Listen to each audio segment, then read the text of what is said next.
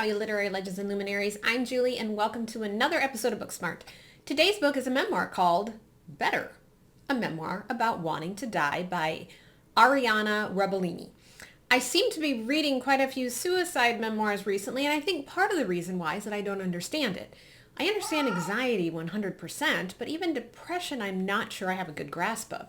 My mother always said it was better to be mad than sad, although I'm not sure I totally agree with that. And she said you could grieve, but not wallow, as if wallowing was a choice. Is it? Sylvia Plath has always fascinated me. I think I'm more interested in this idea of happiness, how people can experience success and achieve their goals, yet still not be happy. In fact, be so profoundly unhappy that suicide seems to be a better option than continuing to live. Psychology was always a field that interested me, so I guess that's why I picked up Rebolini's book. Plus, I like the title, Better. It sounds so hopeful and universal. So Rebolini's book weaves her own story of suicidal depression with that of her family's history of suicide and depression, as well as much research about suicide. I like these memoir/nonfiction books that meld together my two favorite genres, memoir and nonfiction. I like when people apply research and information into their own lives and use it to better understand why we are the way we are. And she brings up Sylvia Plath quite a bit. It's always fascinating to see how people apply what Sylvia has written in her journal, that we use her journal to explain her suicide, that's always the focus on everything she wrote. But that's another story, I guess. So let's talk about the use of better. Let me read you what Rebolini writes towards the beginning of her book about what the word means, especially in relation to time and completeness in terms of, can we actually complete this idea of better? I published a breathless blog post about the hospital that had led me there and where I hope to go now, and I was invigorated by the congratulatory and appreciative responses that flooded in. My mind tunneled toward a specific future, and at its core was better. It wasn't a relative state, it was an absolute. Not better as in improved, but better as in finished, as in done with all of that. Not a fluid recovery, but a static peak. An achieved ideal of life and self, an inherent betterness. It was a shiny, weighted thing, and every joy and accomplishment that I could see so vividly in my future, my marriage, my child, my professional success, orbited around it, thriving in its anticipatory glow. Believing in that future provided a high that came with an almost manic sense of invincibility, mighty enough to overpower the quiet fears that my resolute optimism wouldn't last. So that is quite the take on better. But it is such an abstract word when you think about it, especially when we're talking about mental illness. What does it mean to get better? So here's a part I found most interesting because I think most of us believe in the power of success, that success would make us happy, even though time and time again we see how miserable successful people are. And so Rebolini has accomplished quite a bit, but she's still not happy. So here's what she says. That belief held firm despite the countless pieces of evidence I'd gathered that proved the opposite. I'd spent the past decade ticking off achievements that, before achieving them, I'd believe would banish a depression I was so certain was caused by professional failure. I'd graduated from college, settled into a healthy relationship, gotten a full-time job at a media outlet during the height of its popularity, earned a salary I'd previously thought unimaginable. I'd published a book. These were supposed to have been the milestones that would turn my life real.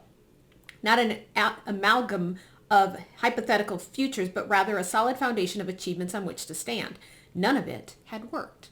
I still wanted to die. Rather than concluding that the metrics are flawed, I decided they weren't enough. So now I did more. I was grasping. I tried teaching myself to play guitar. I read about naturopathy. I cooked. I meditated. I floated in a sensory deprivation tank. I woke up early to write and practice yoga and pull a daily tarot card.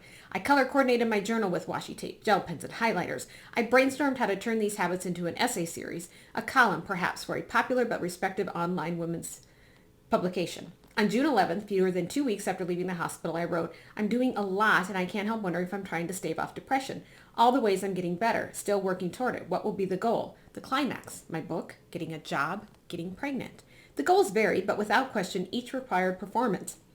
My recovery relied upon a coherent narrative and an audience to follow it. It could never be entirely for myself because it needed to be not only validated but celebrated. It would be worthless otherwise. So let me repeat that.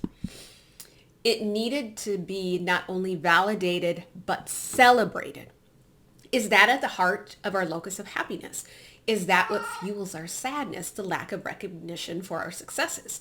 If what we do doesn't matter, then does that mean we don't matter? And if we don't matter, then what's the point of any of it, including living?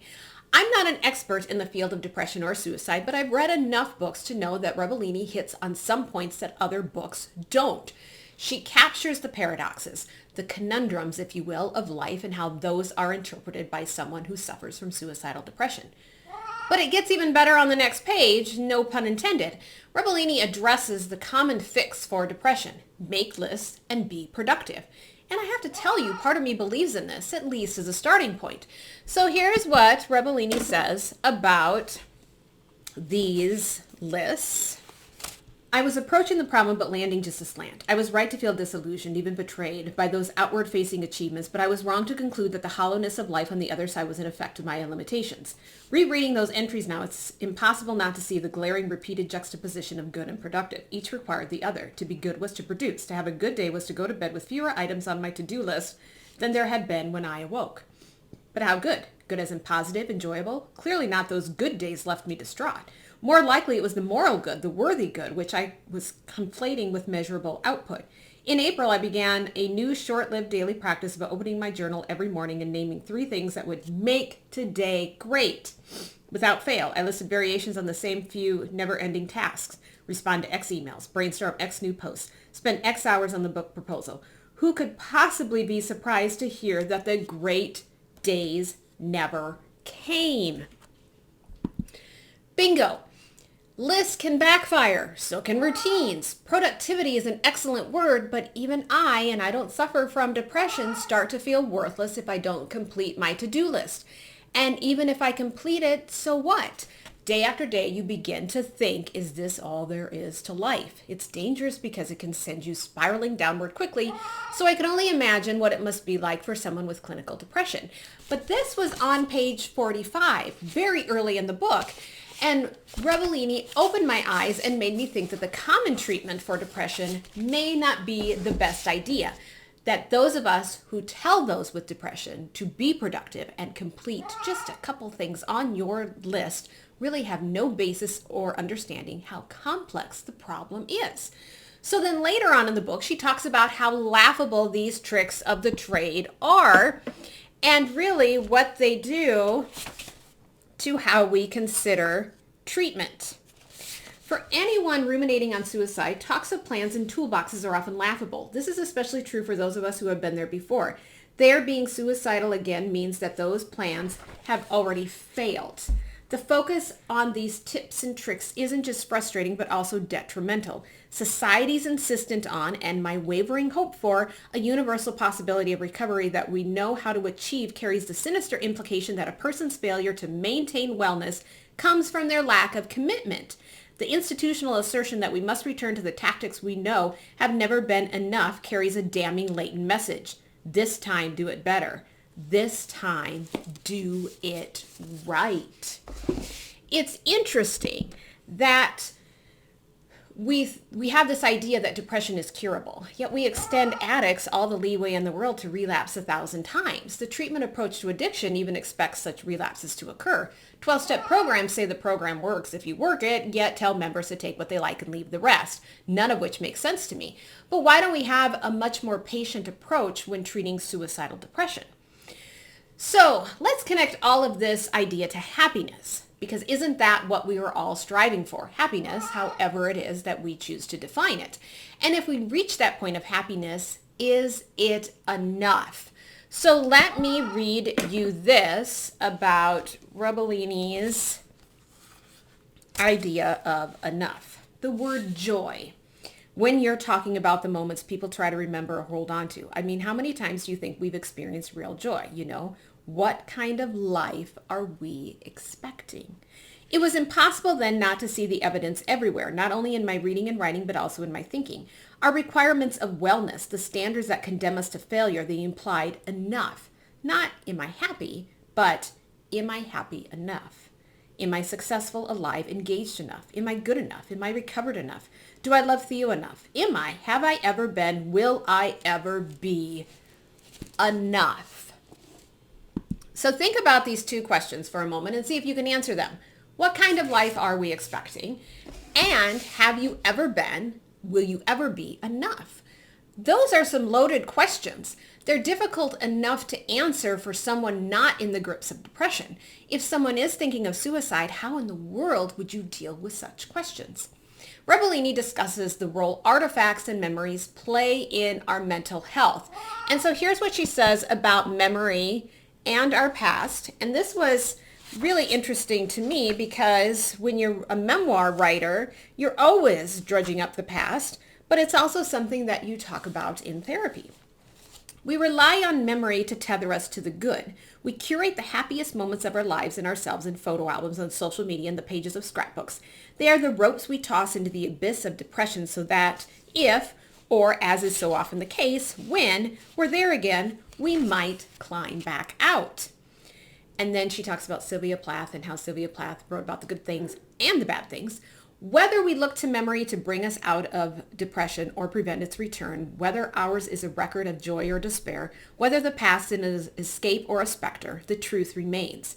An obsession with the past induces stasis. That is a lot. I'm going to repeat that. An obsession with the past induces stasis. As someone who writes about the past all the time, maybe this isn't so healthy sometimes. Beyond depressive suicide, this is a profound statement for any memoirist, for anyone delving into personal histories, and for people in therapy.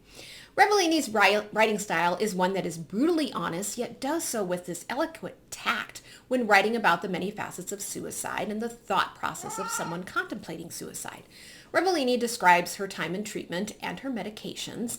And here's what she wrote about medications. And if you remember way back in my earlier Booksmart days, I did a couple of books regarding medication.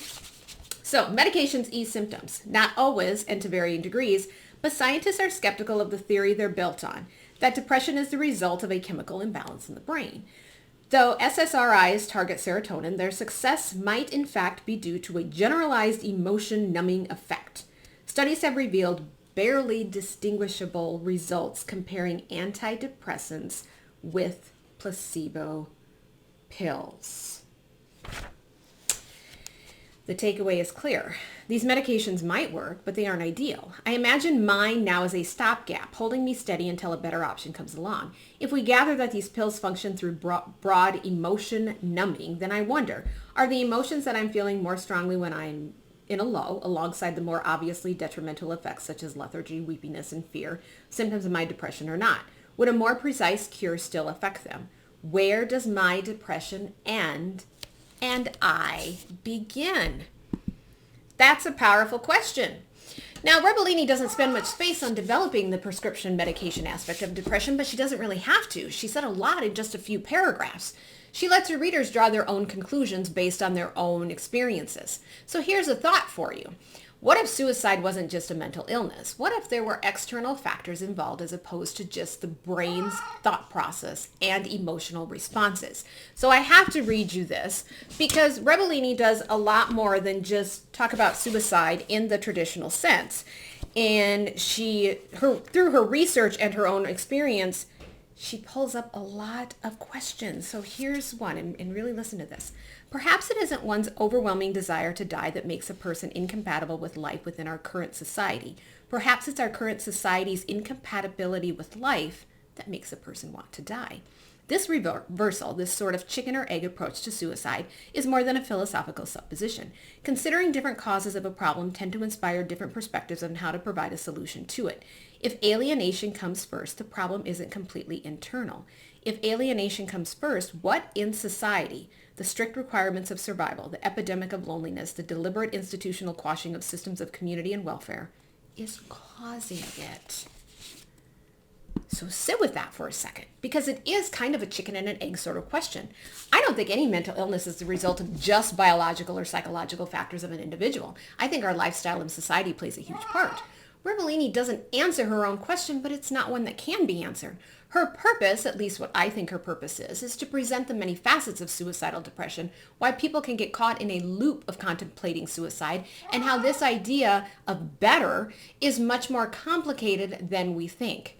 Rebellini shares the struggle she has with her husband, how she obsesses and worries that she's failing him. She shares her worries about passing her suicidal thoughts onto her son. She tells us a lot about her therapy sessions.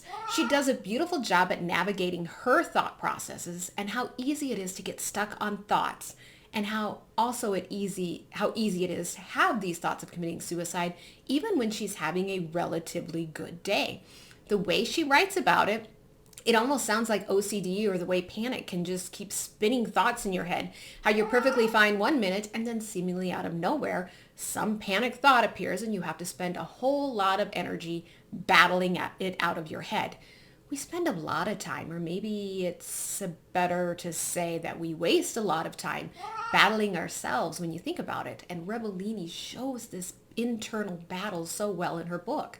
She writes about those existential topics like how much of ourselves do we owe others, how much of ourselves are from ourselves, and how much comes from those around us, from our own experiences. She writes about the community that those who have attempted suicide build for each other, how they understand each other best. She brings up so many topics, yet I don't feel overwhelmed as a reader, nor do I feel like she tried to cover too much information. My biggest complaint with the book is that at times the research information overshadows her own family story and their mental health. Rebellini gives us the occasional paragraph about her mom and saves some crucial insight toward the very end of the book that is kind of crammed into just one paragraph. She does write a lot about her brother, though. I just would have liked to have seen more development of that familial pattern of depression, especially since she spends quite a bit of space developing her son and her fears that she's passed some sort of suicide gene onto him. Some of the research information gets lengthy at times, and I don't always see the immediate connection to her own life, only that it deals with suicide. I noticed this more as the book progressed. The first 3/4 of the book was much stronger for me than the last part. Also, just for my own interest, I would have liked to have read more about her eating disorder and her time in treatment of it. I feel like there's a bigger picture of her life and experience that we didn't get because of all the research information she included. What I found most profound about Better was that not only does it give you information as well as a personal story about suicide, it's about so much more than that. It's about family, happiness, our daily struggles to be better, yet it's not always easy to get better. Rebellini's story is applicable to just about anyone because of the way she writes about suicide and depression. Her book is a must-read if you yourself have dealt with suicidal depression, and it's even more priceless if you've dealt with a loved one's clinical depression and perhaps suicide attempts. These are the types of books that truly showcase perspective and empathy. We don't know until we know, and books like Better make it easier for us to know, but you have to read to know. I'm going to end this episode with a hopeful part toward the end of the book, and that's really what I think Rebellini is trying to do in her book. She doesn't have the answers, but she's always providing that aspect of hope that there is an answer someplace. So what do we owe each other? Empathy is the easy answer, but beneath that and equally important is trust. When we're lost within an overwhelming sense of our worthlessness, we must trust that the person insisting on our value is right. When we are on the other side of this dynamic, when we are well, we must trust that, despite our potential resistance, our support is powerful enough to break through, understanding that it might not. When we're struggling, we must trust that others want to help us effectively. When we have help to offer, we must trust the struggling person's level of discernment and buy-in. This trust is a requirement of respect. People make mistakes. People disappoint. At our best, we are braving innumerable leaps of faith and course correcting wherever we land. Thanks for watching. As always, my goal at Booksmart is to get a little bit smarter, one book at a time.